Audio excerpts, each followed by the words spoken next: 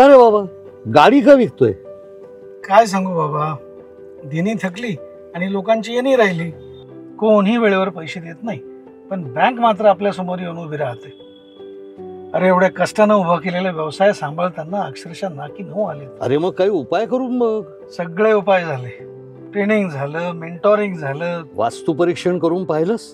खरं सांगू का, या गोष्टींवर आता माझा विश्वासच राहिला नाही. पैसे जातात आणि हाती काही लागत नाही. मग तू नाथ वास्तू यांच्याकडे नक्की जायला पाहिजे. नाथ वास्तू? तुझ्या अडचणी त्यांना सांग, ते तुझ्या वास्तूमध्ये किंवा इतरत्र कुठे काही प्रॉब्लेम असेल तर सांगतील आणि काही कार्यक्रम देतील. आणि त्याचा उपयोग नाही झाला तर? पैसे परत.